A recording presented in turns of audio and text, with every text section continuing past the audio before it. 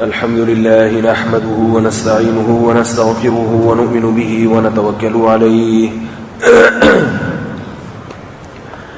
ونعوذ بالله من شرور أنفسنا ومن سيئات أعمالنا من يهده الله فلا مضل له ومن يضلله فلا هادي له ونشهد أن لا إله إلا الله وحده لا شريك له ونشهد أن سيدنا وحبيبنا وشفيعنا وسندنا محمدا عبده ورسوله صلى الله تعالى عليه وعلى آله وأصحابه وبارك وسلم تسليما كثيرا كثيرا أما بعد فأعوذ بالله من الشيطان الرجيم بسم الله الرحمن الرحيم لئن شكرتم لأزيدنكم ولئن كفرتم إن عذابي لشديد وقال النبي صلى الله عليه وسلم الكيس من دان نفسه وعمل لما بعد الموت. شکر کے موضوع پر کئی ہفتوں سے بیان چل رہا ہے. پچھلے ہفتے درمیان میں کچھ محرم کے شرعی احکام بیان کیے تھے، تو جو موضوع چل رہا تھا آج انشاءاللہ اسی کو کوشش کرتے ہیں کہ مکمل ہو جائے. قرآن مجید میں اللہ تعالیٰ نے حکم دیا کہ میرا شکر ادا کرو. اللہ حکم نہ بھی دیتے تو بھی یہ پوری دنیا میں ایک مسلم اصول ہے کہ جب بھی آپ پر کوئی احسان کرے آپ اس کا شکر ادا کریں. اچھائی اور برائی کا معیار یہی ہے پوری دنیا میں. احسان فراموش کو برا سمجھا جاتا ہے اور احسان کا بدلہ دینے والے کو اچھا سمجھا جاتا ہے. شکر کیسے ادا کیا جاتا ہے اس کے درجات بیان ہو رہے تھے کہ پہلا درجہ اس نعمت کے وجود کو مانے کہ وہ نعمت میرے پاس ہے، اس کا استحضار ہونا چاہیے. استحضار کہتے ہیں کہ کسی شے کے وجود کا احساس. حاضر سے نکلا ہے، تھوڑی سی اردو بھی سیکھ لینا. استحضار کا مطلب یعنی حاضر کا لفظ تو سنا ہوگا نا، حاضر. استحضار اس کے حضور کا احساس، حاضر ہونے کا احساس. تبلیغ میں نکلنے کا ایک فائدہ یہ ہوتا ہے کہ تھوڑی اردو بھی اچھی ہو جاتی ہے. یہ تھوڑے سے گاڑے لفظ جو ہے نا اصطلاحی، یہ تبلیغ والے استعمال کرتے ہیں. تقاضا، استحضار، چلہ 40 دن کو کہتے ہیں. تو کھڑی مٹی، پڑی مٹی، یہ بھی سنا ہوگا آپ نے کہ یہ جو بلڈنگیں ہیں یہ کھڑی مٹی ہیں اور باقی نیچے جو پڑی ہوئی ہے وہ پڑی مٹی ہیں. دونوں مٹی ختم ہو جائیں گی. تو استحضار ہو نعمت کا، جس نے نعمت دی ہے اس کی طرف نسبت ہو کہ اللہ نے دی ہے، اللہ کا احسان ہے. اور لوگوں کے سامنے اس کا بیان ہو کہ اللہ نے مجھے یہ نعمت عطا کی ہے، لیکن بیان شکر کی نیت سے ہو. اگر شو مارنے کی نیت سے ہوگا یا دوسرے کو نیچا دکھانے کی نیت سے تو پھر یہ ناشکری ہے، یہ اترانا ہے، یہ تکبر ہے. پھر ایسے موقع پہ خاموش رہنا چاہیے، اس نعمت کا اظہار نہیں کرنا چاہیے. اور ایک چیز ہے شکر میں جو بہت اہم ہے کہ جس نے نعمت دی ہے وہ نعمت جن کے پاس موجود نہیں ہے ان کا خیال رکھا جائے. اس کی میں نے کافی مثالیں دی تھیں قرآن مجید سے. وَوَجَدَكَ ضَالًّا فَهَدَىٰ. اے نبی آپ شریعت کے علم سے بے خبر تھے، ہم نے آپ کو باخبر کر دیا. اللہ نے 2 احسانات بیان کیے. وَوَجَدَكَ عَائِلًا فَأَغْنَىٰ. ہم نے آپ کو غریب اور مسکین پایا. فَأَغْنَىٰ مالدار کر دیا، مستغنی کر دیا. اور یعنی دنیاوی مال بھی دیا اور اخروی مال. آخرت میں کون سا مال کام آئے گا؟ علم کا. یعنی آپ کے پاس علم نہیں تھا، ہم نے علم دیا، مال نہیں تھا، ہم نے مال دیا، دونوں چیزیں مل گئیں. تو اللہ تعالیٰ اپنے نبی سے مطالبہ کر رہے ہیں فَأَمَّا الْيَتِيمَ فَلَا تَقْهَرْ. فا، یہاں فا جو ہے نا عربی میں، یہ پہلے کوئی کلام گزر رہا ہو اس پر متفرع، یعنی اس متفرع زیادہ آپ کہیں گے اتنی گاڑی اردو بھی سیکھنے نہیں بیٹھے ہیں، یعنی اس پر جو نتیجہ مرتب ہو رہا ہے.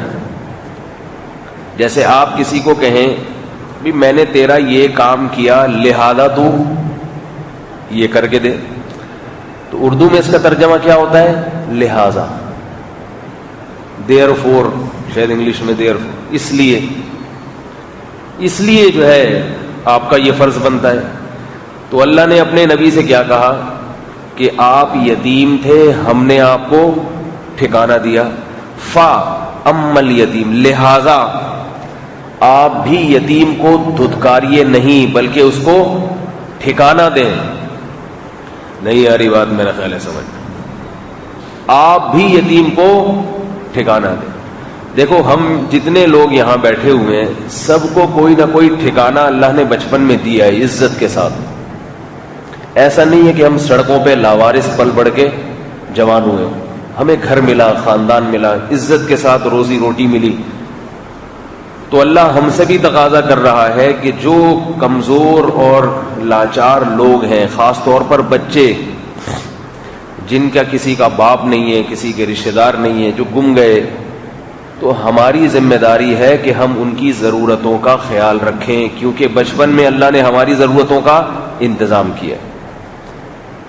یہ شکر کا بہت بڑا درجہ ہے کہ جب آپ کے ساتھ اللہ نے یہ جو کچھ کیا تو آپ پھر غریبوں کے ساتھ، لاچاروں کے ساتھ اچھا سلوک کریں. دو وجہ سے، ایک تو یہ کہ اللہ نے آپ کو بچپن میں ٹھکانہ دے دیا تو آپ دوسرے بچوں کو ٹھکانہ دیں. دوسرا یہ کہ اللہ نے جب آپ کو بچپن میں ٹھکانہ دیا تو اللہ نے قرآن میں فرمایا کہ تم جیسے یہ چاہتے ہو کہ میں اگر مر گیا تو میری اولاد کا کوئی پوچھنے والا ہو، تو جس بچے کا باپ بچپن میں مر جائے تم اس کا بھی خیال رکھا کرو. خاص طور پہ رشتہ دار.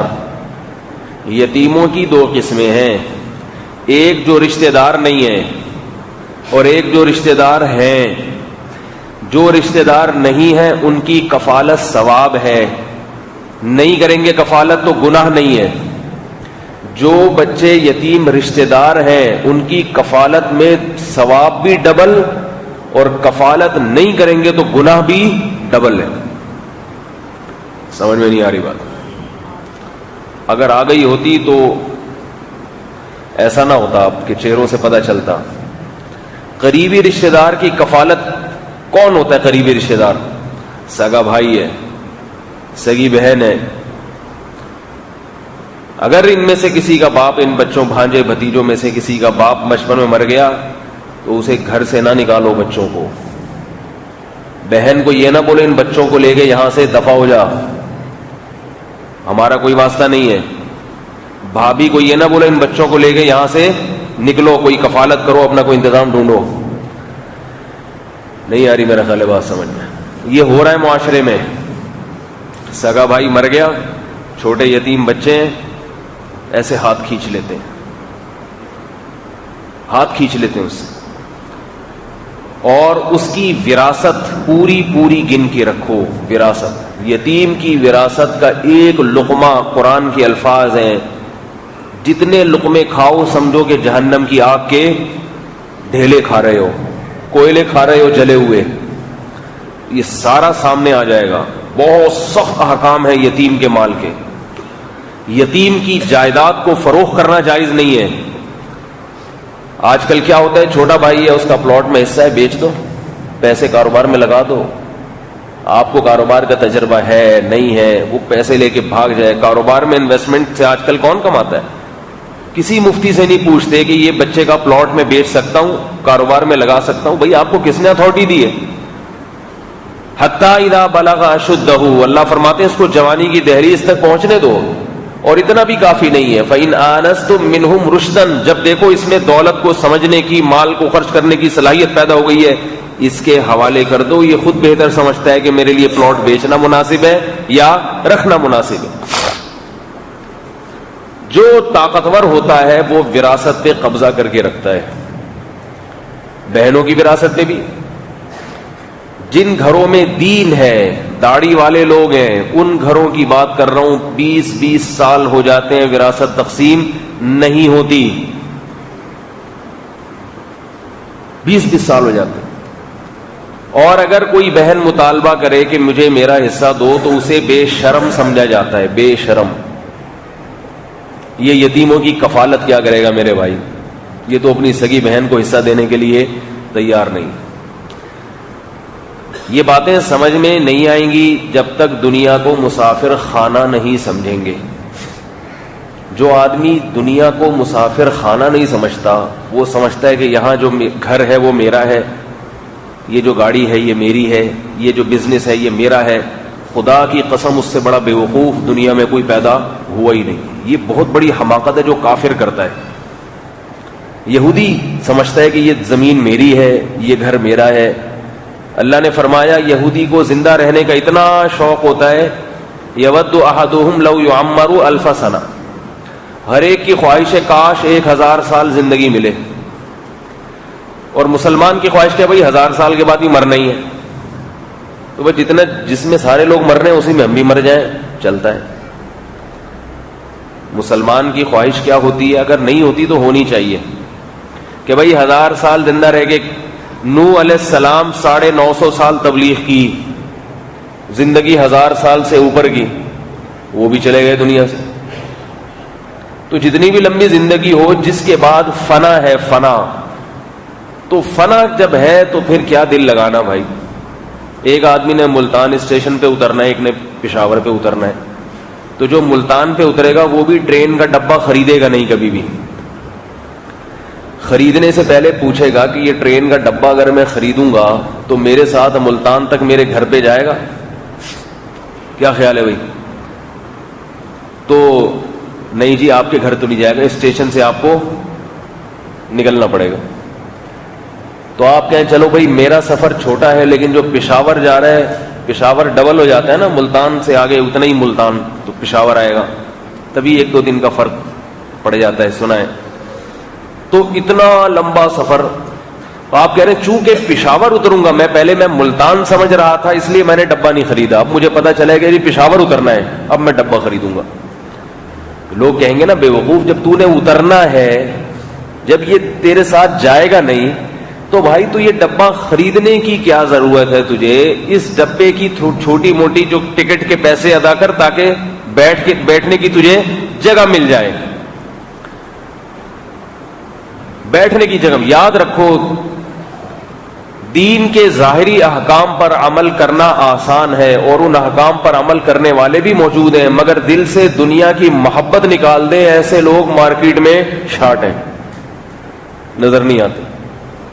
تھوڑا سا کچھ کراس کویشچن کرو تو پکڑا جاتا ہے، 2-4 سوالات کرو تو پکڑا جائے گا، 2-4 چیزیں آزما کے دیکھو پکڑا جائے گا کہ اس کے دل میں دنیا کی محبت بھری ہوئی ہے، بھری ہوئی ہے محبت دنیا. اتنا زیادہ فکر ہے، اتنی زیادہ فکر ہے، ہر وقت ٹینشن، کاروبار، بزنس، گھر. میرا ذاتی گھر نہیں ہے، اتنا بڑا ہو گیا ذاتی گھر نہیں بنا سکتا. تو ذاتی گھر میں کیا ملتا تجھے؟ یہی پنکھا ملتا جو کرائے کے گھر میں ملا ہوا ہے، وہی بیڈ سونے کے لیے، وہی صوفے مہمانوں کے لیے، کچن، واش روم، یہ ساری چیزیں جب تجھے کرائے کے گھر میں مل رہی ہیں تو ٹینشن کس بات کی بھائی؟ بہت مشکل ہے آپ لوگوں کو سمجھانا. بھائی جب ساری چیزیں اس میں تمہیں مل رہی ہیں تو ٹینشن کس بات کی؟ پھر بھی ٹینشن لے رہا ہے، یار اپنا نہیں ہے. مجھ سے تو لوگ آ کے کہتے ہیں نا اپنا گھر نہیں بنا سکا ابھی تک. میں کہتا ہوں اپنا گھر بنتا تو کیا ہوتا؟ کیا ہوتا؟ اپنا ہوتا. تو پھر اس کے فائدے کیا ہوتے ہیں؟ کہہ رہے فائدے ہوتے ہیں کہ کوئی نکال نہیں سکتا اس سے، اور مالک مکان تو جب چاہے نکال دیتا ہے.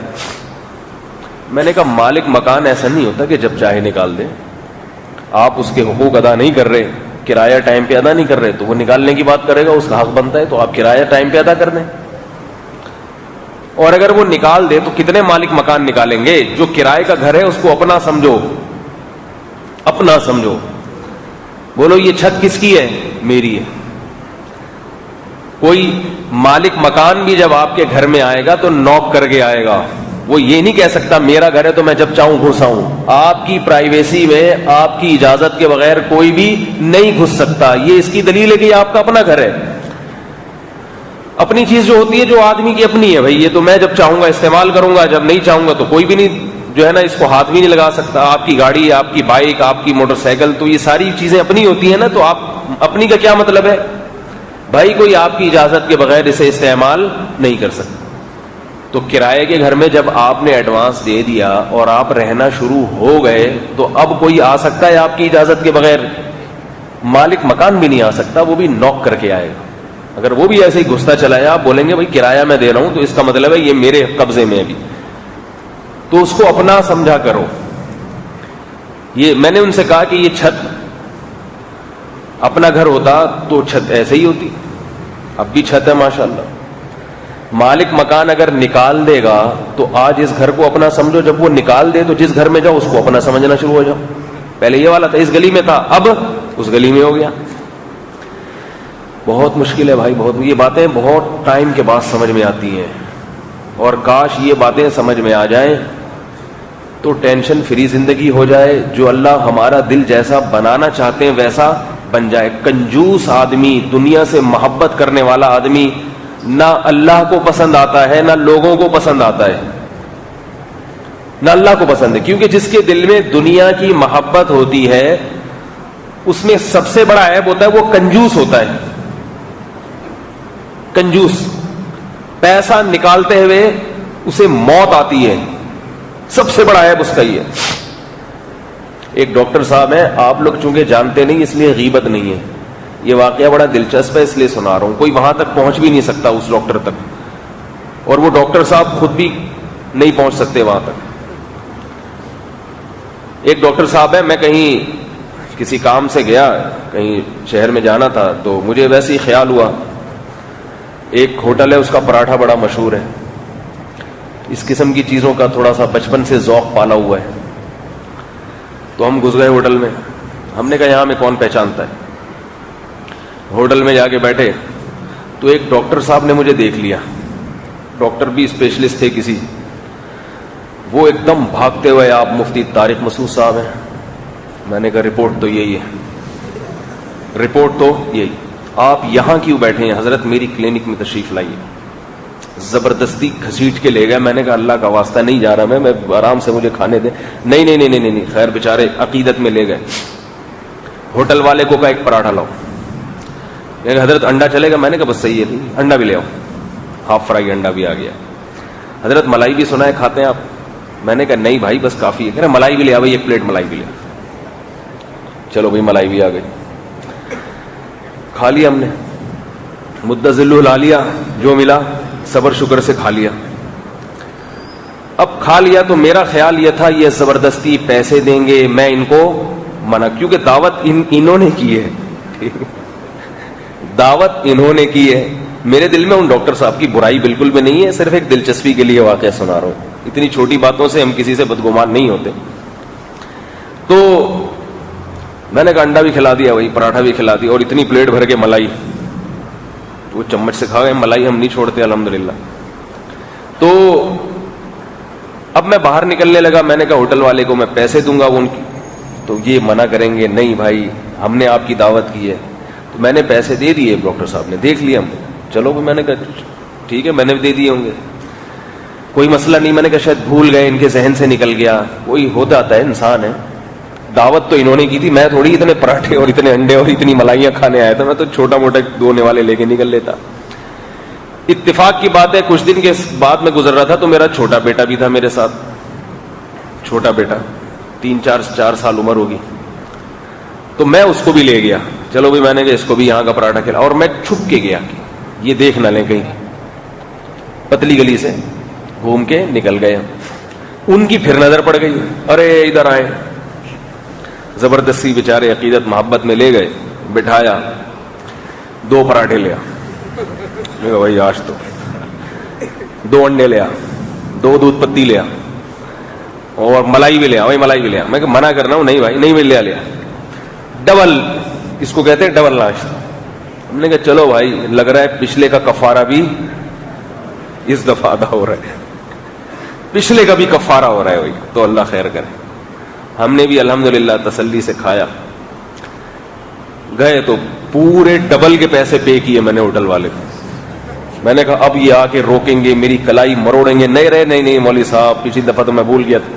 وہ دیکھ رہے ہیں بھائی.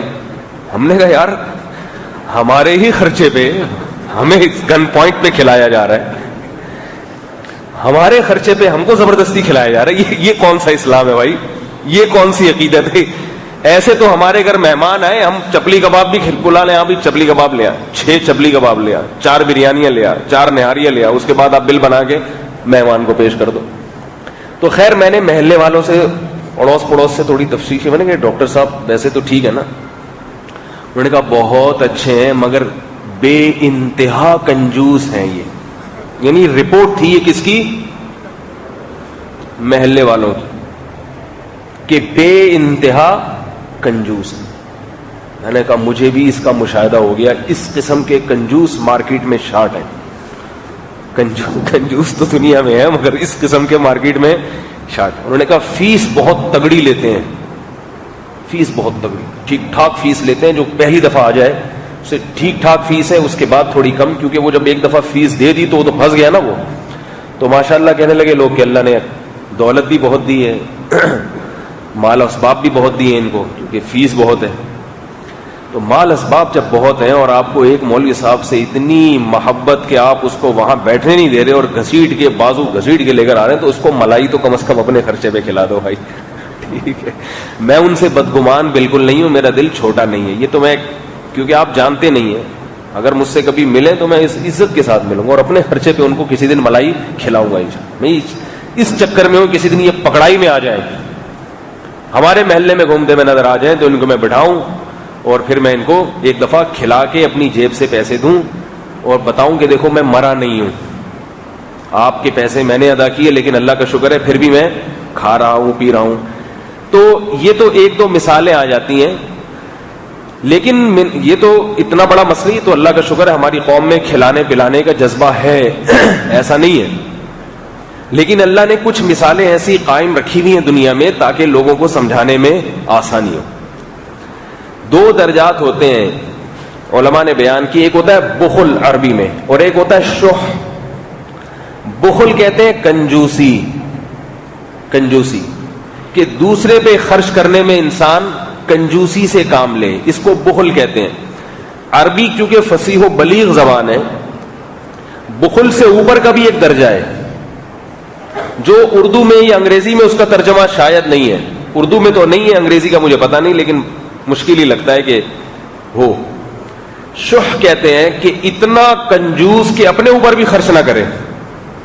ایک تو ہوتا ہے نا کہ ساری دولت میں سمیٹ لوں, میں کھا جاؤں, اور ایک ہوتا ہے کہ آپ کہتے ہیں کہ میں بھی نہ کھاؤں اور دوسرا بھی نہ کھائے, بس یہ پڑے رہے, میں دیکھ کے خوش ہوتا رہوں, میرے پاس اتنے پیسے, میرے پرس میں اتنے پیسے, میرے بٹوے میں, میری شلوار میں اور میری پینٹ کی جیب میں اتنے پیسے اور میرے اکاؤنٹ اتنا, بس اس پہ دیکھ دیکھ کے خوش ہوتا رہے. اس کو کہتے ہیں شح. اور ایسے آدمی کو کہتے ہیں شحیح, شین حلوے والی ہے, صحیح ہے نا, شحیح. وَمَن يُوقَ شُحَّ نَفْسِهِ فَأُولَٰئِكَ هُمُ الْمُفْلِحُونَ. اللہ فرماتے ہیں جس کو ہم نے شح سے بچا لیا یہ کامیاب لوگ ہیں. اپنے اوپر تو کم از کم انسان خرچ کرے. تو ان صاحب کو ڈاکٹر کی میں مثال دے رہا ہوں, ان کا اپنے بھی کپڑے دیکھ کے لگ رہا تھا کہ یہ صرف پیسہ کماتے ہیں بیچارے, اپنے اوپر بھی خرچ نہیں کرتے. تو جو آدمی خود نہیں ملائی کھائے گا وہ دوسرے کو کہاں سے ملائی کھلائے گا بھائی؟ جو خود نہیں انڈا کھائے گا دوسرے کو کہاں سے کھلائے گا؟ تو اپنی ذات پہ بھی خرچ کیا کریں اور لوگوں پہ بھی خرچ کیا کریں. اس سے یہ پتا چلتا ہے کہ آپ کے اندر دنیا کی محبت نہیں ہے, اور جس میں دنیا کی محبت ہوگی وہ خرچ کرنے کے معاملے میں کنجوس ہوگا. ایک صفت تو یہ کہ خرچ کرنے کے معاملے میں کنجوس, دوسری بات یہ کہ اس کی نظر دوسروں کی جیبوں پر بھی ہوتی ہے, یہاں سے بھی آ جائے, یہاں سے بھی آ جائے, یہاں سے بھی آ جائے, ادھر سے بھی آ جائے. اور اللہ نے فرمایا کہ ان کے دلوں کو اللہ تنگ کر دیتے ہیں. دولت ہوتی ہے مگر دولت کی راحت اور خوشی ان کو نصیب نہیں ہوتی.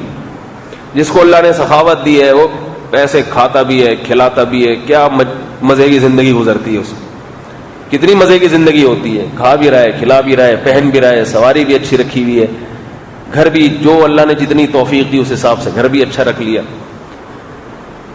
تو مسافر خانہ, دنیا کا مسافر خانہ ہونا سمجھ میں آ جائے یہ بڑا مشکل سے ہوتی ہے یہ صفت پیدا.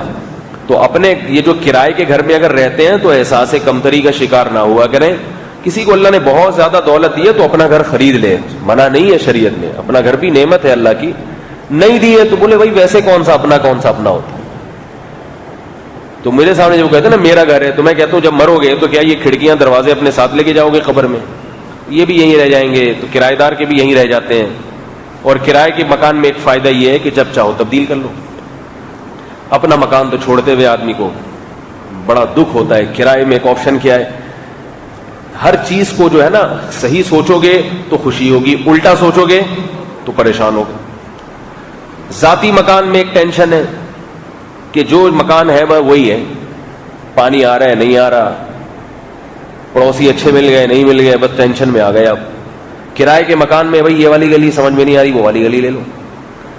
بلکہ محلہ چینج ہو سکتا ہے, پورا محلہ کبھی نازاواز سمجھ میں نہیں آ رہا, چلو بھائی گلشن چلے جاؤ یا کہیں اور چلے جاؤ. شہر سمجھ میں نہیں آ رہا, حالات خراب ہے کراچی کے, پنجاب نکل لو. جن کے ذاتی گھر تھے ان کے لیے بڑی ٹینشن ہوئی ہے, کرائے کے گھر والا بڑے آرام سے گھر چھوڑ کے چلا جاتا ہے. تو یہ ایک الگ ٹاپک ہے, اس پر میں کافی بیانات کر چکا ہوں. تو آپ دماغ کو ریلیکس کریں گے, فائدہ ہوگا, صحت بھی اچھی ہوگی. سب سے بڑی نعمت دنیا کی اگر اللہ نے کسی کو دی ہے, حدیث میں آتا ہے نیک بیوی, اور ایک اور چیز ہے وہ ہے صحت. سمجھ رہے ہیں؟ نیک بیوی اور صحت ایک ہی جیسی چیزیں ہیں, کیونکہ بیوی صحیح نہیں ہوتی تو ڈپریشن کا مریض بن جاتا ہے آدمی, وہ بھی دماغی توازن آہستہ آہستہ خراب ہو جاتا ہے. تو دونوں کا نتیجہ ایک ہی نکلتا ہے, یعنی خوش رہنا. تو سب سے بڑی دنیا کی نعمت کیا ہے؟ بولو بھائی, خوش رہنا سب سے بڑی نعمت یہ. تو نیک بیوی بھی اس لیے بڑی نعمت ہے کہ جب وہ ہوتی ہے تو بندہ خوش رہتا ہے. لیکن یاد رکھو یہ وہ بندہ خوش رہتا ہے جو خود بھی نیک ہو.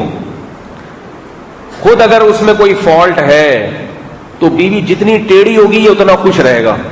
یہ انسان کی فطرت ہے, جتنی ٹیڑھی عورت ملے گی نا یہ خوش رہے گا. اور نیک سیدھی بیوی مل گئی یہ خود بھی پریشان ہوگا, اس کو بھی پریشان کرے گا. کیونکہ ہر آدمی کو اچھے اخلاق اور اچھی ادب تمیز ہر آدمی کو ہضم نہیں ہوتی. یہی معاملہ شوہر کا ہے کہ اگر عورت نیک ہوگی تو نیک شوہر اس کو ملے گا تو خوش ہوگی. اگر وہ ٹھیک نہیں ہے تو صحیح بندے کے ساتھ وہ خوش ہو ہی نہیں سکتی. اسے ٹیڑھا میڑھا آدمی چاہیے جو ہر وقت اس کی ٹھکائیاں لگاتا رہے. میں واقعہ سناتا ہوں نا, ایک بچی کی شادی ہوئی, شوہر بہت نیک مل گیا اس کو. وہ بچی اپنے گھر میں ہر وقت لڑائی جھگڑے دیکھتی تھی, مار کٹائی, دھنائیاں, گالیاں, یہ سب ماحول میں بیچاری پل کے جوان ہوئی. جب اس کی شادی ہو گئی تو میاں بہت اچھا ملا, ہر وقت بیوی سے محبت کرتا تھا, لیکن بیگم صاحبہ کا موڈ ہر وقت خراب رہتا تھا. اس نے کہا شاید بیگم کا یہ کھانے کا دل کر رہا ہے اس لیے موڈ خراب ہے, تو جو پیزا لے آیا. پیزا کھا گئی مگر موڈ صحیح نہیں ہو رہا. پیزا کھا گئی. خواتین کی ایک عادت یہ بھی ہوتی ہے جتنا مرضی موڈ خراب ہو ماشاءاللہ کھانے پینے میں کوئی کمپرومائز نہیں ہوتا. موڈ خراب اپنی جگہ, لیکن حساب کتاب آلو پیاز ٹماٹر لہسن ادرک یہ سب چیزیں, انڈے منڈے سب چلتے رہتے ہیں.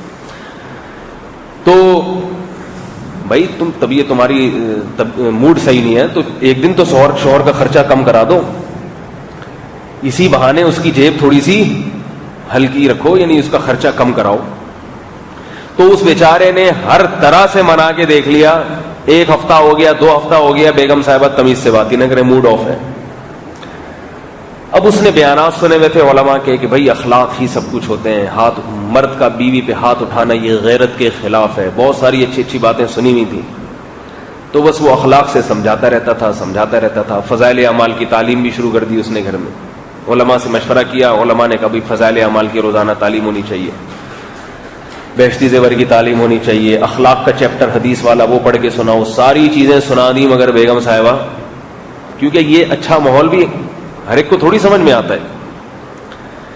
ایک دن اس نے نہ چاہتے ہوئے بھی بیگم کی دھنائی لگا دی غصے میں آ کے.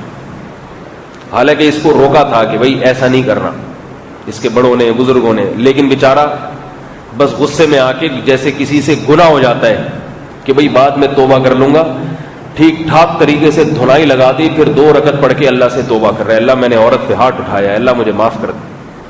لیکن جب بیگم پہ دھنائی لگائی ہے تو بیگم بالکل خوش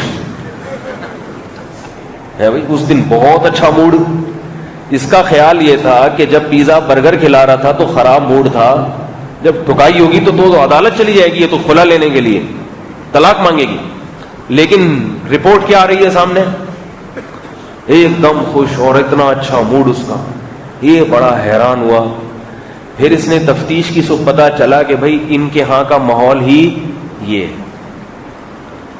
دھنائی، پٹائی کٹائی گالیاں یہ سب ماحول میں یہ پروان چڑھی ہے، تو یہ اسی پہ خوش رہتی۔ سب خواتین ایسی نہیں ہوتی، لیکن بعض خواتین ایسی ہوتی ہیں، یہ ایک حقیقت ہے۔ ایسے ہی لوگوں کے بارے میں پھر قرآن نے کیا حکم دیا ہے؟ وَضْرِبُوهُنَّ، پہلے نصیحت کرو، نہیں مانے تو بستر الگ کر دو، پھر بھی نہ مانے تو اللہ نے اجازت دی ہے کہ ہاتھ اٹھاؤ اس پہ۔ گورے تو فوراً یہ کہتے ہیں کہ یہ کیسا حکم ہے کہ مرد کو عورت پہ ہاتھ اٹھانے کی اجازت دی جا رہی ہے۔ گوروں کا فیملی سسٹم ہی نہیں ہے، ان کو اس سسٹم کو بچانے کی فکر ہی نہیں ہے، تو ان کو کیا لا اور قانون تو اس کے لیے ہوتا ہے جو کسی ریاست کو، کسی گھر کو بچانے کی کوشش میں لگے ہوئے ہوں۔ جو ملک ٹوٹنے سے بچنا چاہتا ہے وہ فوج بھی رکھے گا، پولیس بھی رکھے گا۔ کیا خیال ہے بھائی؟ جو ملک چاہتا ہے کہ میرے ملک میں جرائم نہ ہو، وہ پولیس رکھے گا کہ نہیں رکھے گا؟ یا وہ یہ کہے گا کہ وہ فضائل اعمال کی تعلیم پورے ملک میں کراتے رہو، ڈنڈا پولیس کو دینے کی ضرورت نہیں ہے کہ وہ کسی کی ٹھکائی لگائے۔ اخلاق ہر جگہ نہیں چلتا۔ ہر کامیاب حکومت اپنے پاس ایک پولیس بھی رکھتی ہے، اس کو بندوقیں بھی دیتی ہے اور ڈنڈا بھی اس کے ہاتھ میں پکڑاتی ہے کہ بھئی جہاں عوام اخلاق سے مانے وہاں اخلاق سے، اور جہاں اخلاق سے نہ مانے وہاں پولیس کو حکم ہے کہ ڈنڈا چلاؤ، اور اگر ڈنڈے سے بھی نہ مانے تو پھر رینجرز کو اور پولیس کو کبھی اختیارات دیے جاتے ہیں کہ اوپن فائر، آپ کو فائر کرنے کی بھی اجازت ہے۔ تو یہ وہ ملک کرے گا یہ کام جو اپنی ریاست کو بچانا چاہتا ہے۔ جس نے بچانا ہی نہیں ہے وہ کہے گا بس اخلاق سے سمجھاؤ، نہ کوئی پولیس ہوگی نہ کوئی فوج ہوگی، اگر چور جرم کرتا ہے اسے سہروزے کی جماعت میں بھیج دو،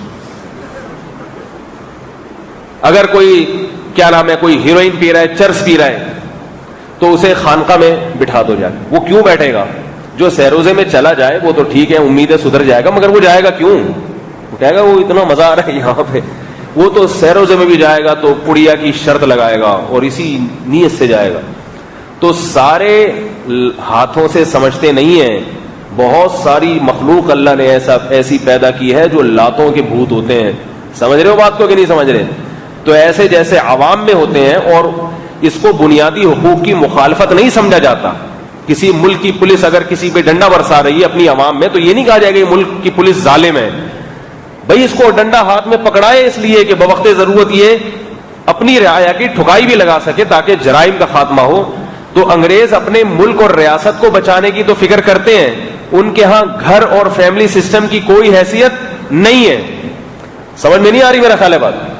ان کے ہاں گھر کی اور فیملی سسٹم کی کوئی ویلیو ہی نہیں ہے کہ میاں بیوی محبت سے رہے، اولاد کی تربیت ہو، لہذا وہ کہتے ہیں کہ نہ، بیوی کو محبت سے سمجھاؤ، نہیں سمجھاتے تو چھوڑ دو اس کو۔ ہم کہتے ہیں نہ چھوڑنا نہیں، چھوڑنے کا اسٹیپ بہت بعد میں، چھوڑ دیا بچے رولیں گے، تباہ و برباد ہوں گے۔ تو پہلے محبت ہے، نہیں سمجھ میں آیا روٹھ جاؤ، نہیں سمجھ میں آیا تو ٹھکائی لگاؤ اس کی۔ تو بعض علماء اخلاق پر بیان کرتے ہیں، بیویوں کے حقوق پر، وہ ضرور ہونے چاہیے۔ نبی صلی اللہ علیہ وسلم نے پوری زندگی کبھی کسی عورت پہ ہاتھ نہیں اٹھایا۔ اخلاق ایسے ہونے چاہیے، مگر ہر چیز ہر ایک کے لیے نہیں ہوتی۔ بعض دفعہ شرارتی عورت اگر کوئی ہے تو اس کو قابو میں رکھنے کے لیے ہاتھ اٹھانا پڑتا ہے، کیونکہ بعض مرد ایسے بھیگی بلی بن جاتے ہیں گھر کے اندر کہ عورت کے سامنے ہتھیار ڈال دیتے ہیں، بس وہ بھیگی بلی بنے رہتے ہیں۔ پھر اس کی بیگم صاحبہ بچوں کو آدھے کپڑے بیٹیوں کے لیے لے کر آ رہی ہیں، بچیوں کے کو موبائل دیا ہوا ہے، ان کی کہیں دوستیاں ہو رہی ہیں، باپ کو غصہ آتا ہے تو بیگم کھڑی ہو جاتی ہے، آپ کو کیا میری بیٹیوں پہ شک ہو رہا ہے، کہیں آپ موبائل چھیل رہے ہیں، آپ تو شک کی مزاج ہیں۔ اور یہ ایسے موقع پر دلائل نہ دیا کریں۔ دیکھو پولیس اگر دلائل سے سمجھائے نا تو جرائم کا خاتمہ ہو جائے گا۔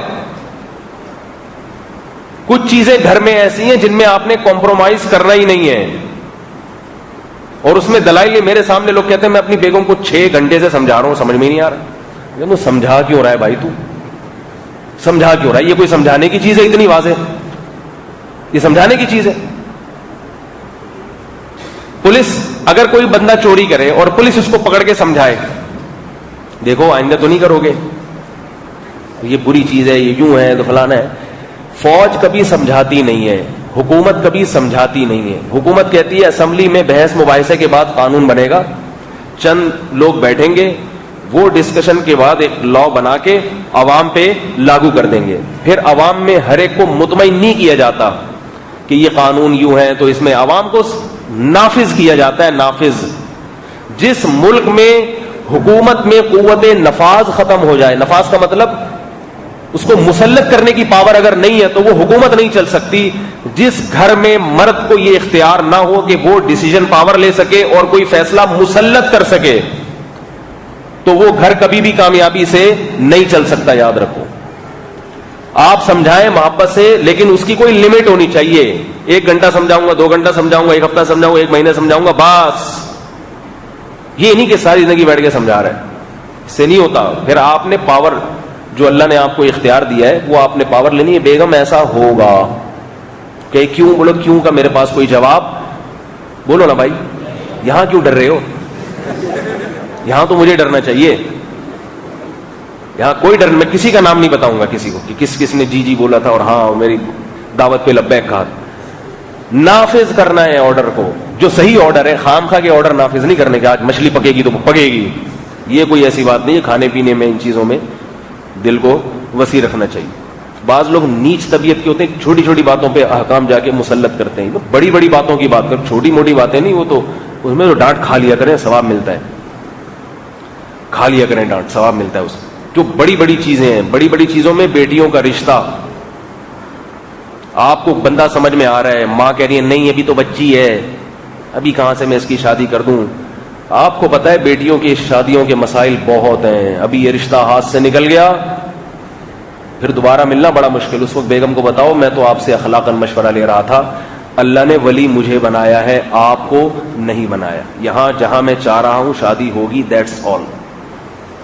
نہیں آ رہی نا بات سمجھ میں؟ دیٹس, تھوڑی تھوڑی انگلش ماریں گے تو وہ سمجھے گی پڑھا لکھا ہے میرا میاں, تو بات ماننے میں آسانی ہوگی. اسی طرح اور بہت ساری چیزیں. گھر میں ٹیلی ویژن کا مسئلہ ہے, تو آپ نے بولے یہ نکلے گا گھر سے. ہاں یہ ضرور ہے کہ یہ اس کی بات کر رہا ہوں جہاں آپ نے شادی کرنے سے پہلے دینداری دیکھی ہو. اگر وہ پہلے دیندار نہیں ہے, ان کے گھر میں ٹی وی ہے, اور وہ جب جہیز میں اتنا بڑا ٹی وی لے کر آئی, آپ نے اس ٹی وی کو قبول بھی کر لیا, خود بھی اس کے ساتھ بیٹھ کے 1 سال تک فلمیں دیکھ رہے ہیں, پھر آپ 4 مہینے لگا کر آ گئے, تو آپ کو ٹی وی سے نفرت. اب اگر ایسے نکالیں گے تو پھر معاملہ خراب ہوگا. سمجھ میں نہیں آ رہی بات, کیونکہ اب آپ نے سال لگایا, اس نے تھوڑی لگایا ہے, تو اب پھر وہ محبت الفت کے ساتھ. لیکن پہلے سے ایک چیز ہے, آپ نے شادی اس شرط کی بنیاد پہ کی, بھائی ہم ٹیلی ویژن نہیں رکھیں گے, یہ سب چیزیں نہیں ہوں گا. پھر آ کے اگر وہ اس کے خلاف چل رہی ہے تو آپ کو حق حاصل ہے, بھائی یہ بھی نہیں ہو سکتا. اور بہت ساری چیزیں ہیں. تو اس میں یہ ہے کہ انسان میں قوت فیصلہ ہو کہ یہ ہوگا, اس میں دلائل نہیں دیں. پولیس فوج اگر دلائل دینا شروع کرے, ہمیں یاد ہے جب یہ سوراپ کوٹ میں منڈی لگا کرتی تھی تو پہلے یہ فوج کے ہاتھ میں نہیں تھی, یہ جانوروں کی منڈی. اس میں ہوتا یہ تھا کہ گائے منڈی میں لوگ بکرے لے کے چلے جاتے تھے, اور بکرا منڈی میں گائے لے. پارکنگ کا کوئی اصول نہیں تھا, موٹر سائیکل لے کے آپ منڈی کے اندر چلے جاؤ. اس میں کچھ پولیس والے گھوم رہے ہوتے تھے, وہ سمجھاتے تھے بھائی یہ غلط ہے, لوگ ان سے بحث کرتے تھے, بھائی یہاں سے جا رہا ہوں, یہاں بس ادھر ہی گاڑی پارک کر دوں گا. 1 گھنٹہ بحث مباحثہ ہوتا تھا, کبھی پولیس والا مان جاتا, کبھی پیسے لے لیتا, کبھی چھوڑ دیتا, کبھی واپس کر دیتا. یہ بحث ہوتی تھی, 1 گھنٹہ ضائع ہوتا تھا. جب فوج نے یہ اپنے ہاتھ میں لیا تو مجھے یاد ہے میں بائک پہ تھا, تو میں چلا گیا بائک پہ اپنے دوست کے ساتھ, ہم کہیں بکرا منڈی کے اندر ہی چلے گئے. ایک فوجی پیچھے بھاگتا ہوا آیا, میں نے کہا سوری بھائی یہ تھوڑا سا, اس نے کہا کاغذات لیے, اس نے کہا وہاں سے لے لینا بائک کے کاغذات. میں نے کہا بات تو سنو. ایسے ہو جاتے ہیں جیسے بہرے, نہیں آ رہی بات. فوج کی ٹریننگ یہ ہے کہ بھائی جنگ میں اگر آپ نے بحث مباحثہ, فوجیوں کو تو جنگ کے حساب سے ٹریننگ کی جاتی ہے نا. اب فوج کوئی جنگ لڑ رہی ہے, آفیسر نے آرڈر کیا یہاں فائر کرو, خیریت اب وہ جو ہے نا فوجی اپنے آفیسر سے پوچھ رہا سر یہاں فائر کرنے کی وجہ؟ تو یہ ایسے ملک کی فوج جنگ لڑ سکتی ہے؟ بھائی تجھے جو کہا جا رہا ہے وہ کر لے، پوچھنے کی اجازت نہیں ہے. جو آرڈر دینے والا ہے وہ یہ پہلے سوچ کے بیٹھا ہوتا ہے کہ یہاں فائر کرنا مناسب ہے یا نہیں ہے، وہ پہلے سوچ کے بیٹھا ہوتا ہے. تو میں نے اپنے دوست سے کہا، میں نے کہا دیکھو یہ انہوں نے کوئی بات سنی نہیں ہے. انہوں نے بولا بائک یہاں کیوں لے کر آئے؟ بس ختم، کاغذات وہاں سے لینا. اب ہم لے کر آ رہے ہیں، اس آفیسر سے ملے، سر کاغذات. اس نے پتہ نہیں وہ چالان بنا کے دے دیا. لے سنتے نہیں ہیں تو پھر تبھی روب بھی ہوتا ہے. تو جس آدمی کا گھر میں روب نہ ہو وہ گھر کبھی بھی کامیابی سے نہیں چل سکتا. اس میں کوئی سربراہ ہی نہیں ہے تو چلے گا کہاں سے؟ سربراہ کے ناظم کے بغیر علاقہ چل سکتا ہے؟ ہر جگہ کوئی نہ کوئی آفیسر ہوتا ہے. کسی دفتر میں جائیں گے تو ایک سربراہ ہوگا کہ نہیں ہوگا؟ کمپنی میں جائیں گے تو کوئی مینیجر ہوگا اس کا. یہ اللہ کا بنایا. وہ مسجد میں جائیں گے تو کوئی کمیٹی ہوگی، اس کا کوئی صدر ہوگا، کوئی امام ہوگا. ہر چیز کا ایک نظام ہے. تو ایسے ہی گھر چاہے وہ 4 آدمیوں پر مشتمل ہے، اگر اس میں کوئی سربراہ نہیں ہے تو وہ گھر چل نہیں سکتا، 2 دن بھی نہیں چل سکتا. میرے پاس لوگوں کی فیملیوں کے جو کیسز آتے ہیں نا طلاق کے، تو میں کہتا ہوں بہت لیٹ طلاق ہوئی ہے. حیرت ہے، جو آپ کے گھر کے حالات ہیں اس میں تو بہت پہلے ہو جانی چاہیے. تو اس لیے اللہ نے جب سربراہ بنایا ہے تو اس کا مطلب ہے بھائی کچھ چیزیں ایسی ہیں جن میں آپ کو فیصلہ سنانا ہے، دلائل نہیں دینے کہ یوں ہیں تو فلانا ہے تو ڈمکانا ہے. ایک صاحب کا فون آیا، میری وائف کہہ رہی ہے مجھے الگ گھر چاہیے. میں نے کہا آپ کا گھر کتنا بڑا ہے؟ یہ 500 گز کا گھر ہے میرا. میں نے کہا افراد کتنے؟ کہتے میں، میری والدہ، میرے ابا اور ایک بھائی ہے. 500 گز کا گھر ہے. میں نے کہا آپ نے ایک الگ کمرہ بہو بیگم کو لے کے دیا ہوا ہے کونے پہ؟ ہاں بھائی. میں نے کہا ایسا تو نہیں ساس یا سسر اتنی زیادہ بیوی سے خدمت لیتے ہو کہ بیچاری کو پریشان کر کے کہہ رہے ہیں یار ہم لوگ مالدار لوگ ہیں، ہم لوگ تو گھر میں نوکر رکھے ہوئے ہیں، کام کاج کا کوئی ایشو ہی نہیں ہے. میں نے کہا پھر کیوں الگ گھر کا کہہ رہی ہے؟ وہ کہہ رہی ہے شریعت میں آتا ہے کہ الگ گھر ہے. میں نے کہا شریعت میں یہ مطلب نہیں ہے الگ گھر کا. وہ تو جب ہے جب ساس سسر کا جو ہے نا وہ مداخلت ضرورت سے زیادہ ہو رہی ہو، اور ان کا الگ کمرہ بھی ہے، واش روم الگ ہے، کچن الگ ہے، تو وہ ہو گیا الگ، اور کیا چاہیے.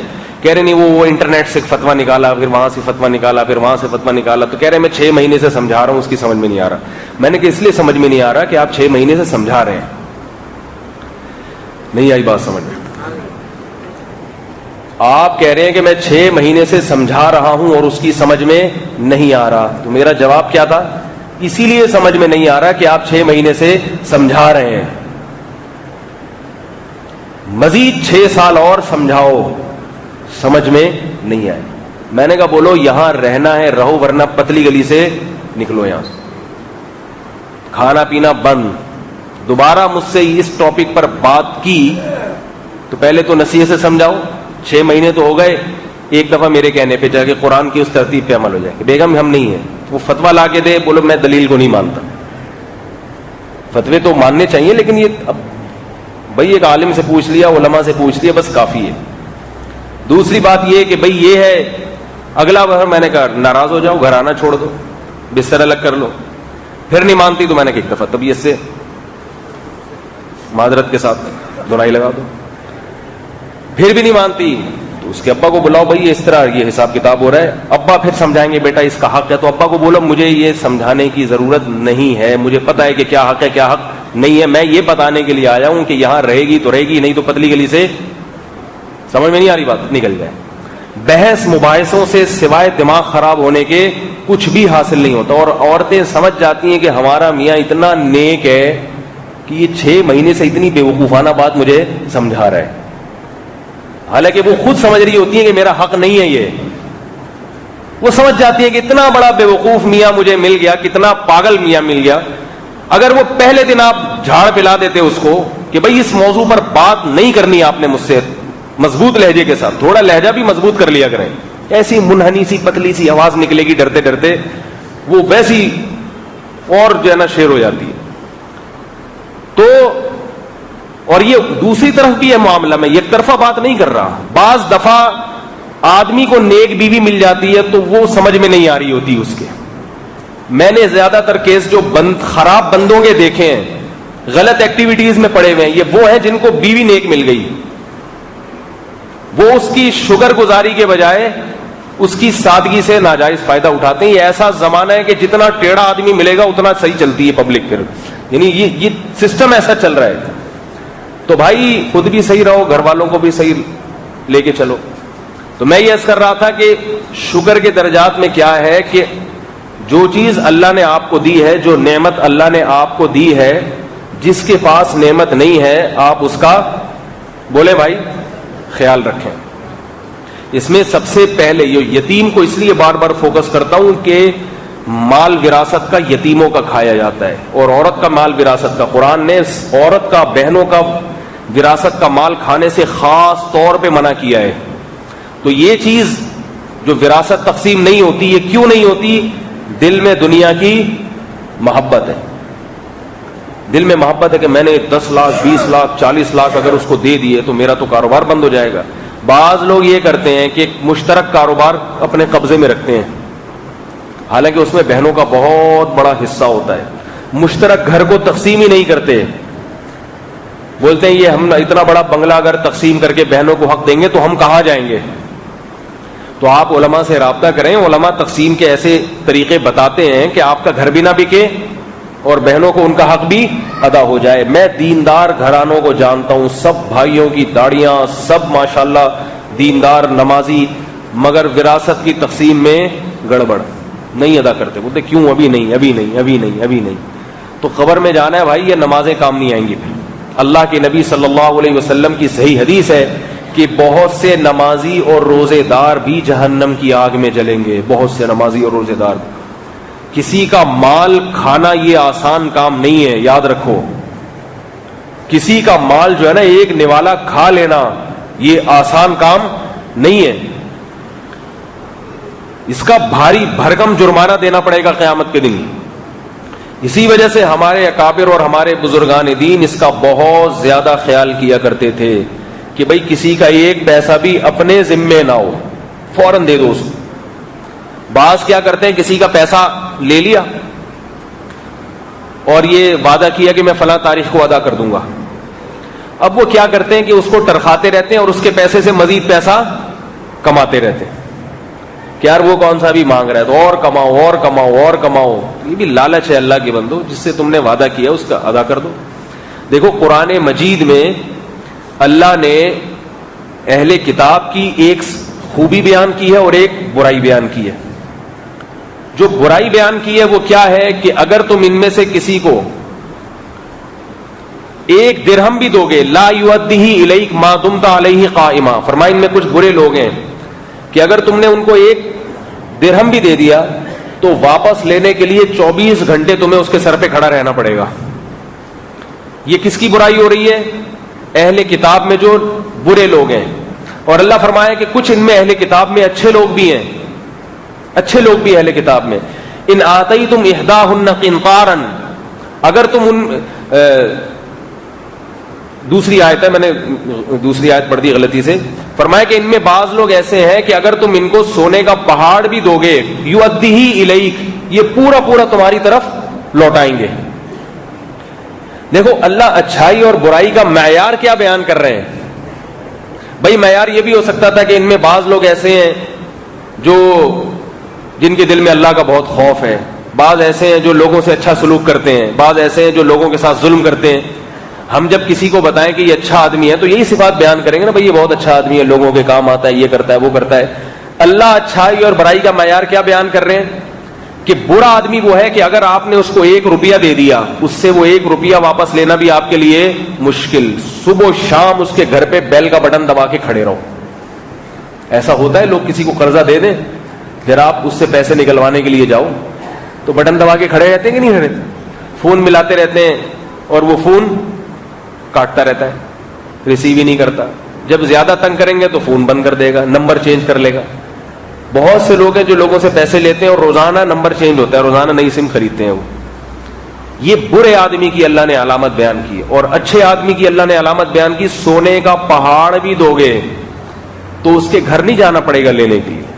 یؤدیہ الیک, وہ پورا پورا حق تمہارا لا کے تمہارے گھر پہ پہنچا کے جائے گا کہ میں نے آپ سے فلاں تاریخ تک کے لیے یہ سونے کا پہاڑ لیا تھا, میں نے آپ سے یہ سونے کی اینٹیں لی تھی, میں نے آپ سے یہ آپ کا حق ہے, یہ آپ لے لیں.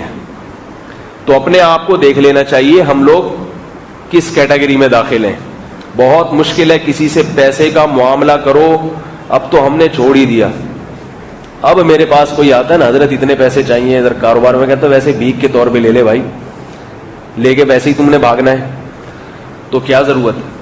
اور یہ بات یاد رکھو, ایک اہم پوائنٹ, پھر میں جلدی سے بات کو سمیٹ کے ختم کرتا ہوں, کہ جب کسی آپ سے کوئی محبت کرے نا, آپ اپنا حق لینے جائیں. جیسے وراثت ہے, بہن اپنے بھائی سے وراثت مانگ رہی ہے کہ بھائی مجھے میرے 10 لاکھ کا پلاٹ ہے یا 10 لاکھ روپے وراثت میں بنتے ہیں, دے دو. تو بھائی ٹیڑھی نگاہوں سے دیکھتے ہیں کہ ہم بھائی ہیں, ہم کیا تمہارا پیسہ کھا لیں گے جو تمہیں ہم سے محبت نہیں ہے, یہ تانا دیتے ہیں. تو جب کوئی بھائی اس قسم کا تانا دے تو بہن کو چاہیے جواب میں کہے کہ جتنی مجھے محبت ہے اتنی ہی آپ کو بھی مجھ سے ہونی چاہیے. تو محبت جب ہوتی ہے, انسان دوسرے کا حق لیتا ہے یا دیتا ہے اس کو. وہی ڈاکٹر صاحب نے نہ پراٹھے کے پیسے دیے ہیں بھائی, تبھی تو اشکال ہو رہا ہے کہ یہ محبت ہے, تو مجھے تو لگ رہا ہے اگلی دفعہ یہ میرے خرچے پہ کھائیں گے. تو محبت جب ہوتی ہے تو انسان اس پہ خرچ کرتا ہے یا اس سے, بولو بھائی, لیتا ہے, خرچ کرتا ہے نا جب محبت. تو بھائی میں اگر اتنی غیرت ہے, اتنا نیک ہے, تو تمہیں تو چاہیے بہن کو اس کی وراثت بھی دو اور مزید اپنی طرف سے کچھ غریبی ڈال کے دے دو. بھائی تمہارا حصہ تو 10 لاکھ روپے بنتا تھا, لیکن چونکہ تم بہن ہو اور مرد عورت پہ خرچ کرتا ہوا اچھا لگتا ہے. کیا خیال ہے, لگتا ہے کہ نہیں لگتا؟ مرد خرچ کرتا ہوا اچھا لگتا ہے. 10 لاکھ بنتا ہے, میرا اللہ نے 20 بنایا ہے, وہ تو اللہ نے بنا دیا. تو ایسا ہے کہ میں اپنی طرف سے 1 لاکھ 2 لاکھ روپے غریبی میں, چلو یہ 12 ہو گئے تمہارے, بنتے 10 ہیں, لیکن غیرت بھی کوئی چیز ہوتی ہے, محبت بھی کوئی چیز ہوتی ہے, 10 کے 12 لے لو تم. یہ عجیب محبت ہے. وہ پیسے مانگ رہی ہے تو بھائی کو غصہ آ رہا ہے, محبت میں تانے دے رہا ہے, یہ کیسی غیرت ہے, تو میں تمہارا بھائی نہیں ہوں کیا, خونی رشتے بھول گئی. اور یاد رکھو, میں ماں باپ کے حقوق الحمدللہ بہت بیان کرتا ہوں, میں کسی ماں کا یا باپ کی توہین نہیں کر رہا, لیکن وراثت کی تقسیم میں سب سے زیادہ رکاوٹ بننے والی ماں ہوتی ہے. نہیں آ رہی بات سمجھ؟ ماں باپ کی حقوق اپنی جگہ, لیکن ماں کو شرعاً اجازت نہیں ہے کہ اپنے شوہر کی وراثت کو تقسیم ہونے سے اپنی اولاد کو روکے, اس کی اجازت نہیں ہے. اور اس بارے میں ماں کا حکم ماننا جائز نہیں ہے, کیونکہ مائیں عام طور پہ یہ چاہتی ہیں کہ جب تک میں زندہ ہوں کچھ کسی چیز کو ہاتھ نہ لگاؤں, سب پہ میرا قبضہ ہو, میرے فلانے بیٹے کا جو مجھے محبوب ہے اس کا قبضہ ہو. عام طور پر بہنوں کو لال بتی دکھا دی جاتی ہے, بیٹیوں کو لال بتی دکھا دی, تم کینیڈا میں بیٹھی ہو وہیں بیٹھے رہو, تمہیں اس بارے میں زیادہ فون کرنے کی ضرورت نہیں ہے. یہ مائیں بتا رہی ہوتی ہیں. اور بیٹے جو زندگی میں کبھی کسی کی فرما برداری انہوں نے کبھی ماں کی نہیں ہوتی, ایسے موقع پہ ماں کے انتہائی فرما بردار ثابت ہوتے ہیں کہ ہماری امی نے منع کیا ہے, ہماری ماں کو تکلیف ہوگی اگر ہم نے وراثت تقسیم کی, ہماری ماں کو بہت زیادہ. نہیں آ رہی یار, کیا کریں یار, اردو میں تو اتنا ہی سمجھا سکتا ہوں بھائی. یہ سب ہو رہا ہے. میں جب کہتا ہوں نا بھائی جان آپ کیوں نہیں وراثت دے رہے یار, اس کو دو, کہہ رہے حضرت ہماری ماں کا دل ایسے ایسے ہوتا ہے, اتنا پریشان ہوتی ہے ماں, اتنی پریشان ہو جاتی ہے والدہ. وہ کہہ رہی ہے بھائی میں کیسے, میں کہتا ہوں بھائی ان کو دلائل سے مت سمجھاؤ, اماں سے بولو آپ کے قدموں میں جنت ہے, مگر اللہ کا حکم پہلے. اللہ نے ماں کا 8واں حصہ رکھ دیا نا بیوہ کا, تو بھئی اماں آپ کا اتنا حصہ ہے, باقی اللہ نے کس کا رکھا ہے, بیٹوں. اتنا نقصان ہوتا ہے اولاد کو. ماں کو تو چاہیے کہ وہ ماں بن کے دکھائے اور کہے بھئی میری, یہ بھی میرا بیٹا ہے, وہ بھی میری بیٹی ہے, جتنا اللہ نے اس کو حق دیا ہے میں اس کو دلوا کے چھوڑوں گی, جب تک میں زندہ ہوں یہ کام میں کروا کے چھوڑوں گی, پھر وہ اپنا ماں ہونا ثابت کرے نا.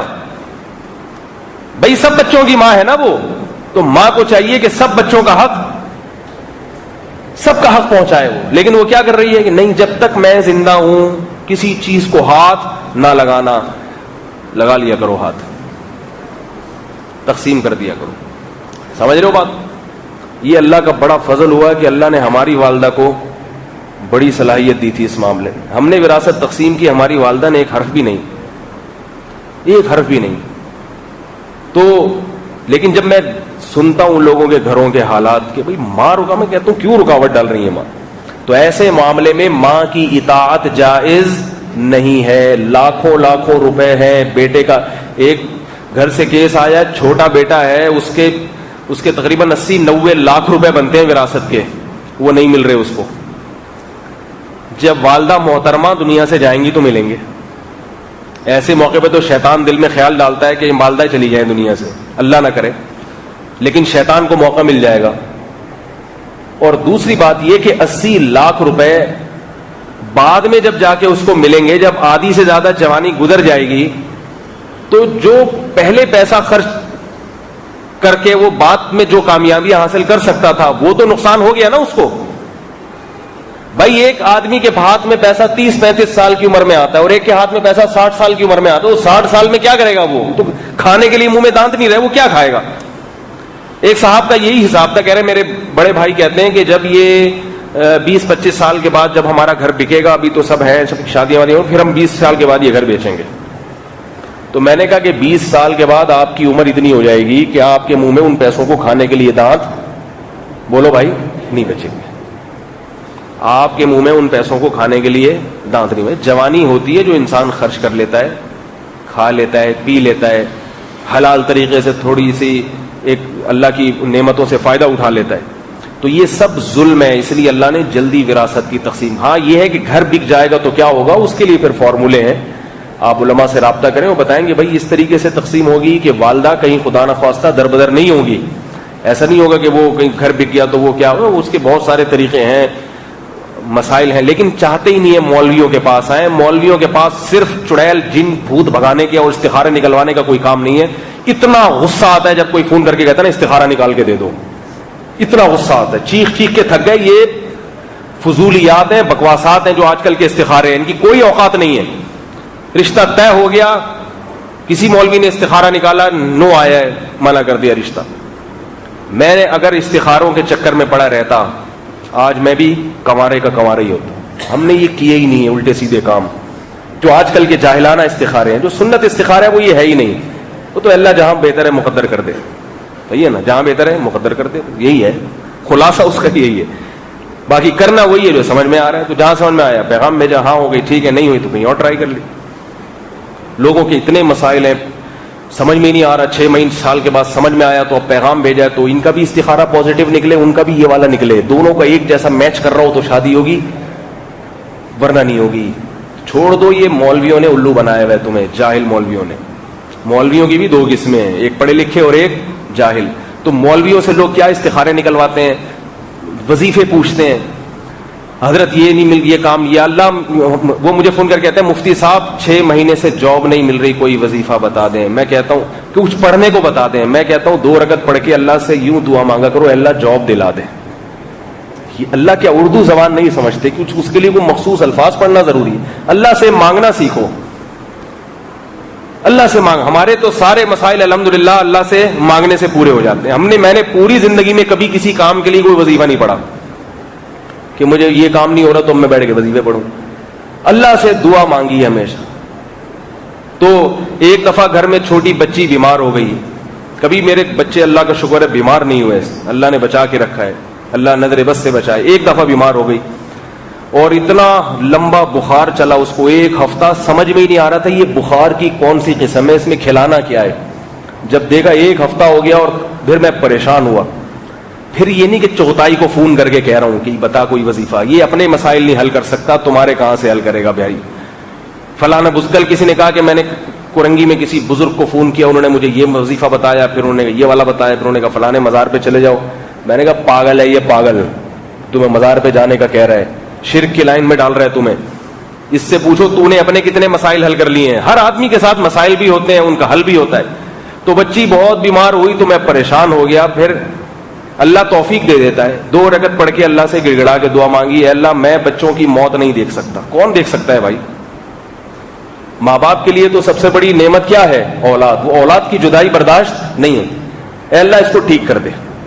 اردو میں, عربی حالانکہ مجھے آتی ہے مگر پھر بھی دعا کس میں مانگی؟ اردو. کیوں ہم قافیے ملائیں اور شعر و شاعری کریں اللہ کے سامنے؟ اے اللہ بس یہ میری حاجت ہے, میرے سے غم نہیں برداشت ہوگا, میرے سے غم نہیں برداشت ہو سکتا کہ میں کسی کی موت دیکھوں اپنی زندگی میں, بس اس کو ٹھیک کر دیتا. تو صبح اٹھاؤں تو اس کے خسرہ نکلنا شروع ہو گیا. اب دیکھا خسرہ نکلنا اس کی علامت تھی. الحمدللہ مسئلہ بولو بھائی. خسرے کا مطلب یہ بخار سمجھ میں بھی آ گیا, اور خسرہ تو اپنا ٹائم پورا کر کے اب پریشان ہونا بے وقوفی ہے. بھئی خسرہ ہے وہ تو وائرل ہے, اپنا ٹائم پورا کرے گا, علاج کرو تو بھی ٹھیک ہوگا, نہیں کرو وہ پورا وائرل جو ہے نا وہ کہ چلا گیا, الحمدللہ ٹھیک ٹھاک ہو. تو ہمارے تو اللہ سارے مسائل الحمدللہ اسی طرح سے حل کر دیتے ہیں. اور اگر خدا نخواستہ اللہ نہ کرے حل نہ ہوتا تو اللہ نے کب کہا ہے کہ ہر ایک کے سارے مسائل حل کروں گا؟ بھائی کچھ حل ہو جائیں گے, کچھ جو نہیں ہوں گے ان کا آلٹرنیٹ دے دوں گا, ہے بھائی ان کا کیا ہوگا, آلٹرنیٹ مل جائے گا. صبر کرو, شکر کرو, ان کا متبادل مل جائے گا. یہ زندگی, اس سے انسان سکون میں رہتا ہے. اور وظیفے والوں کی زندگی, پاگل ہوئے ہوئے ایک بندہ یہاں کے بیٹھتا ہے, وہ اتنا پاگل ہے اس کو پتہ بھی نہیں کہ میں اس کے بارے میں بات کر رہا ہوں, اس لیے غیبت نہیں ہے. وہ صبح شام بیٹھ کے کوئی وظیفے پڑھ رہا ہوتا ہے, تو جب بھی آ کے میرے پاس بیٹھتا ہے تو ایسی باتیں کرتا ہے کہ اب میں جب دیکھتا ہوں نا وہ میری طرف آ رہا ہے, میرے پاس بیٹھے گا تو میں اٹھ کے چلا جاتا ہوں. لوگ کہتے ہیں جیسے ہی بندہ آپ کے پاس آ کے بیٹھنے لگتا ہے آپ کہیں اور چلے جاتے ہیں. تو میں کہتا ہوں یہ میرے پاس بیٹھے گا تو میں کس کے پاس بیٹھوں گا پھر, کیونکہ اس کی باتوں سے لگتا ہے اس کا دماغی توازن خراب ہے. تو میں نے اس کی جو حرکتیں نوٹ کی, وہ صبح بھی وظیفے پڑھ رہا ہوتا ہے بیٹھ کے, شام کو بھی. اس کو کسی نے بتایا میں بزنس کے لیے یہ والا 5,000 6,000 دفعہ بیٹھ کے پڑھ رہے ہیں. تو پاگل نہ بناؤ اپنے آپ کو, دعائیں مانگنا سیکھو اللہ سے حاجت. اللہ تعالیٰ ہم سب کو سمجھنے کی, عمل کی توفیق عطا فرمائے. جو بیان میں تھوڑا سا موضوع ادھورا رہ گیا وہ میں دعا کے وقت انشاءاللہ بیان کروں گا.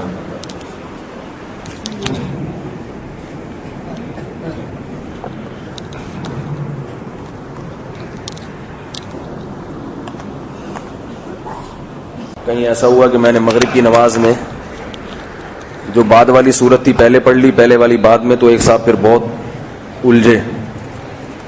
میں نے کہا اس سے پہلے کہ کوئی الجھے پہلے ہی بتا دو بھائی, چل یعنی غلطی سے ہو جائے تو کچھ نہیں ہوتا, اس سے جان کر نہیں کرنا چاہیے. عرفان الہی صدیقی صاحب کے لیے دعا کی درخواست اللہ تعالیٰ. میں یہ پہلے اپنے بیان کو مکمل کر دوں, پھر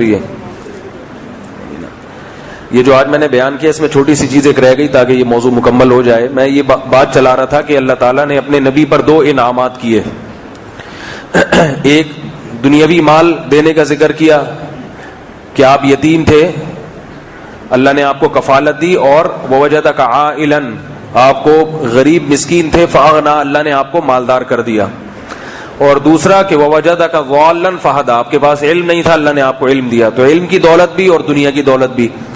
تو اس کا شکر کا جو اللہ نے حکم دیا نبی کو وہ کیا ہے, فاما الیتیم فلا تقہر, یتیم کے بارے میں تو بتا دیا کہ آپ یتیم کو نہ دھتکاریے, اور جو علم کی دولت اور مال کی دولت دی اس کا شکر کیسے ادا ہو اس کا بارے میں اللہ نے فرمایا وَأَمَّا السَّائِلَ فَلَا تَنْهَرْ, مانگنے والے کو آپ جھڑکیے نہیں.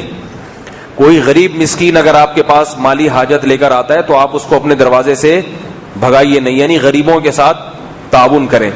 اور یہاں سائل کا لفظ ہے, سائل میں جو مال کے لحاظ سے غریب ہو یا علم کے لحاظ سے غریب ہو, دونوں داخل ہیں. تو دونوں نعمتوں کا شکر ہو گیا کہ جو مال کے لحاظ سے غریب ہے ان کی مالی مدد کرنی ہے, جو علم کے لحاظ سے غریب ہے ان کی علمی مدد کرنی ہے. تو اس میں ان علماء کو بھی تنبیہ ہے کہ جن کو اللہ نے علم دیا تو اس علم کا شکر یہ ہے کہ وہ لوگوں میں تقسیم کریں, جن کے پاس علم نہیں ہے ان کو علم دیں. بات آ رہی ہے سمجھ میں کہ نہیں آ رہی؟ تو اگر کوئی عالم علم کی بات چھپاتا ہے یا وہ لوگوں کے لیے ٹائم ہی نہیں نکالتا, مسائل نہیں بتاتا لوگوں کو, یا علم کی بات یا حق بات نہیں بتاتا, تو وہ بھی اللہ کی نعمت کی ناشکری کر رہا ہے. تو اللہ نے بتایا اپنے نبی کو کہ جو بھی سوال کرنے والا ہو, سوال تو کبھی علم کا ہوتا ہے کبھی پیسوں کا ہوتا ہے, لیکن یہاں جیسے ہر سائل مراد نہیں ہے جو بھی پیشہ ور بھکاری اٹھ کے آ جائیں, یہ تھوڑی کہ جو بھی آئے آپ اس کو گھر میں بٹھائیں, تو بڑے بڑے فراڈی بھی ہوتے ہیں. تو ایسے ہی جو علمی بات پوچھنا چاہتا ہے اس میں بھی 2 نمبر لوگ بھی ہوتے ہیں. بعض لوگ علماء سے الٹی باتیں پوچھ کے ان کا وقت ضائع کر رہے ہیں, پھر آپ ان کو ٹائم نہ دو تو کہتے ہیں کہ اللہ نے جب آپ کو علم دیا تو آپ بتا کیوں نہیں رہے. تو اس لیے تھوڑی دیا کہ جو بھی اٹھے اور وہ فالتو باتیں پوچھنا شروع کر دے, میری بیوی بھاگ گئی ہے واپس کب آئے گی, یہ پوچھ رہے ہوتے ہیں. حضرت کوئی علم کر کے بتائیں واپس کب آئے گی. تو یہ ہو گیا, فلانا ہو گیا, ڈمکانا ہو گیا. بھائی حلال حرام کی باتیں, استخارے یہ کوئی علمی باتیں نہیں ہیں.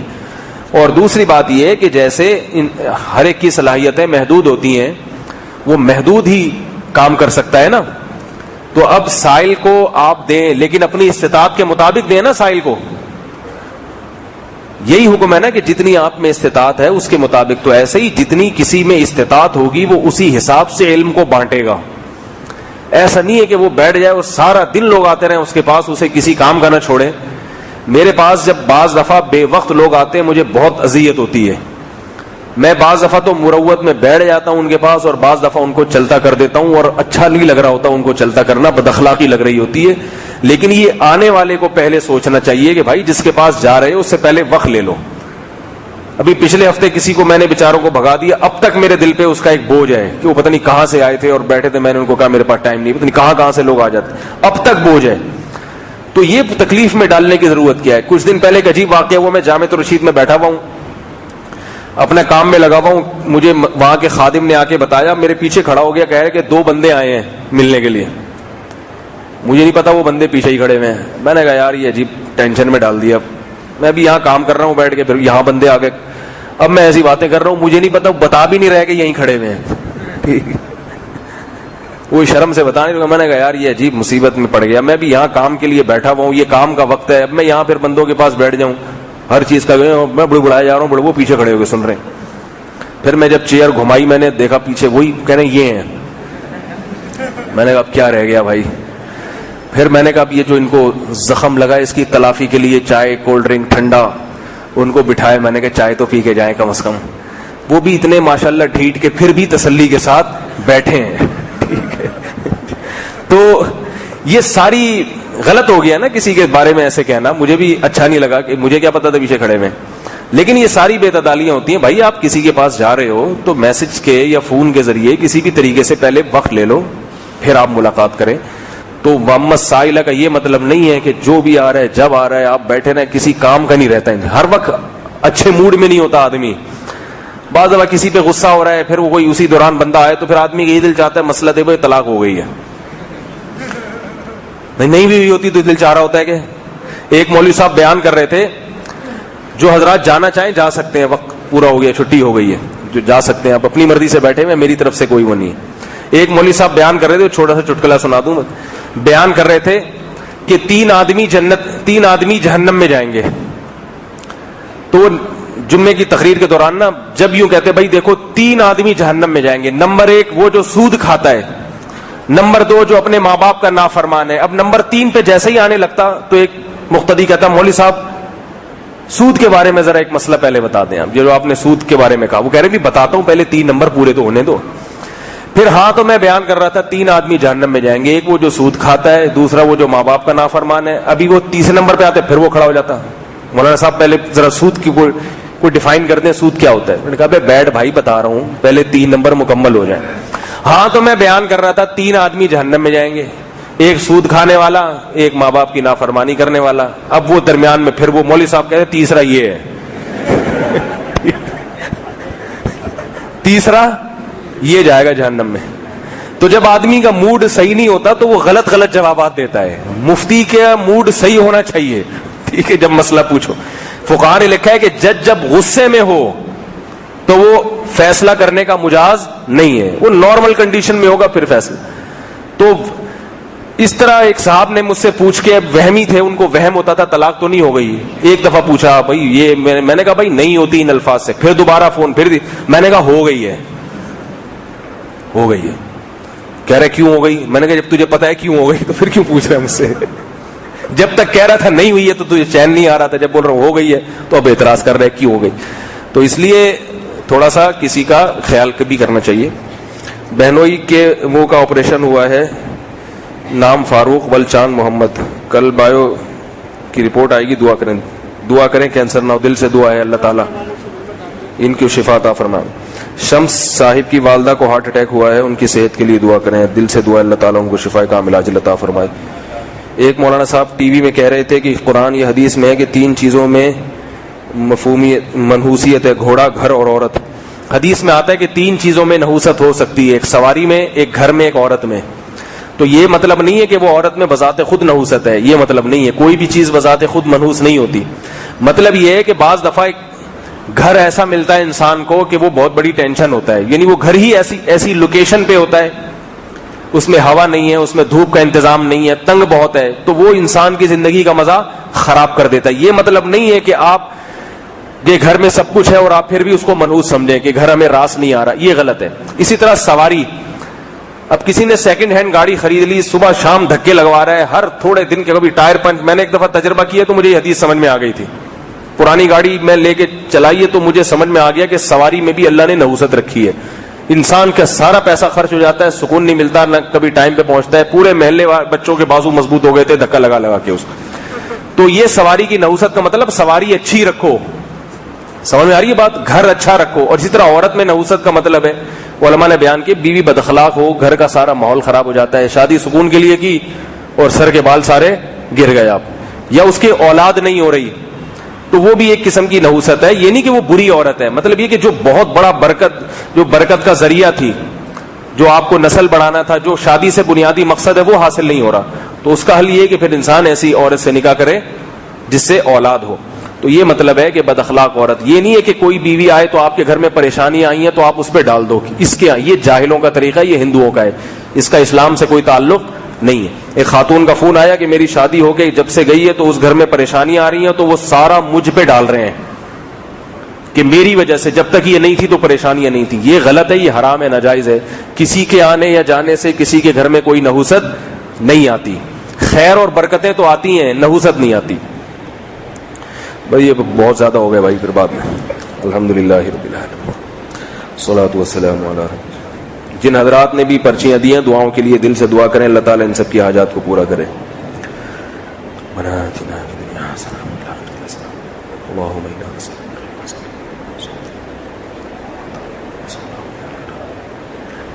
برحمتک یا ارحم الراحمین.